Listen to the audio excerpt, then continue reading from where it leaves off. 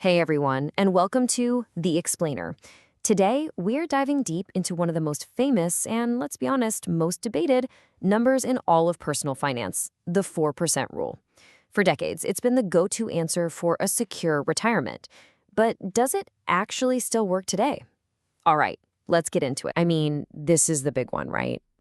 The question that keeps people up at night. You work your whole life, you're putting money away, but how do you actually know when enough is enough? How do you flip that switch and feel confident your savings will last? Well, for the longest time, the financial world had a surprisingly simple answer for us.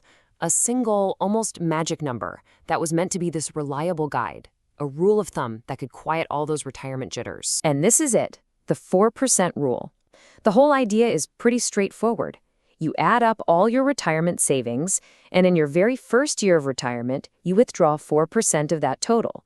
After that, you just take that same dollar amount each year and give it a little bump for inflation. And the promise? Your money should safely last for at least 30 years.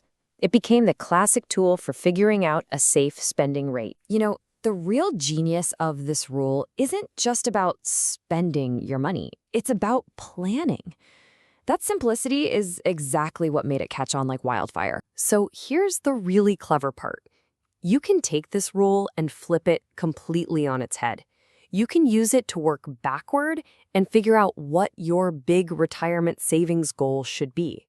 Suddenly, you have a real, tangible target to aim for. Let me show you how that reverse math works. So first, you figure out what you'll need to spend each year in retirement. Let's just pick a nice round number and say it's $40,000. Now, since that $40,000 is supposed to be 4% of your total nest egg, all you have to do is multiply it by 25. And that simple calculation gives you your big number, your total retirement savings goal, $1 million. And just like that, what felt like a huge, scary, impossible question becomes a simple, concrete number. You can see why this was so appealing. And listen, this wasn't some random number pulled out of thin air. It has a real history. A financial advisor named Bill Bengen came up with it back in 1994. Then it got super popular a few years later because of the famous Trinity Study, where 3 finance professors really put it to the test. They stress-tested this 4% idea against the absolute worst market conditions imaginable. We're talking the Great Depression, the high inflation 70s. And you know what? It held up, but that was then, and this is now. The world and the markets look a lot different. And a lot of experts now argue that this beautifully simple rule has some really serious flaws for anyone retiring today. The cracks in the foundation are actually pretty deep.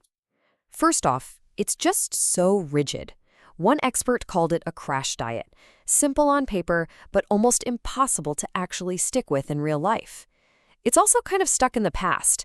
It's based on historical data, it assumes you have a basic 50-50 stock and bond portfolio, and it locks you into exactly 30 years.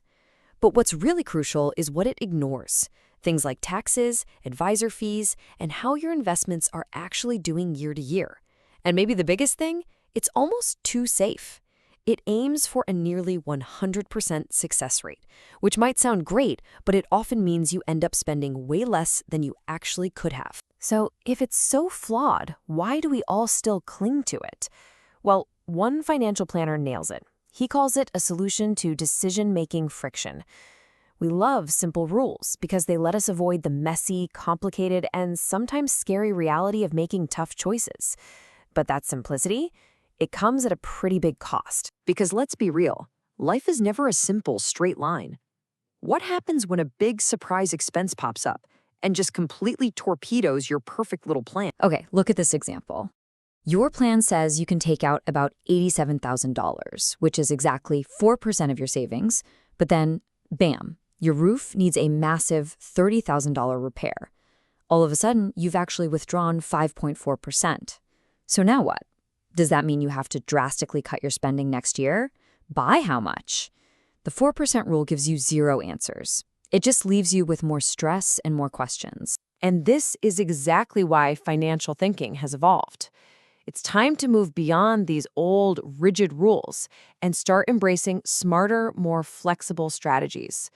Think of it as a modern upgrade to a classic tool. So really, It's about shifting our mindset from the old way, a fixed, one-size-fits-all rule that totally ignores what the market is doing, to a new, flexible plan, one that's dynamic, that actually adapts to how your investments are performing, and that is truly personalized for your life. And you know what? This flexibility can have a huge payoff.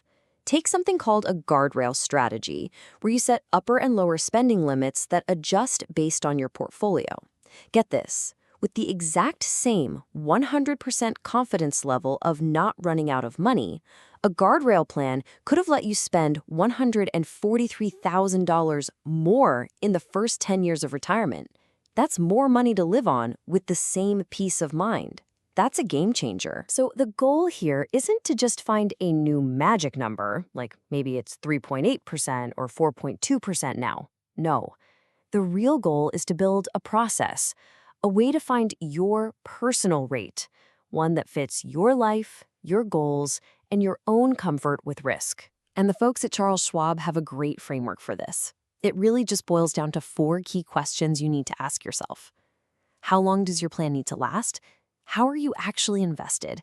How confident do you really need to be that the money won't run out? And here's the most important one. Are you willing to be flexible and actually make changes if things change? And the answers to those questions can change everything. Just look at this.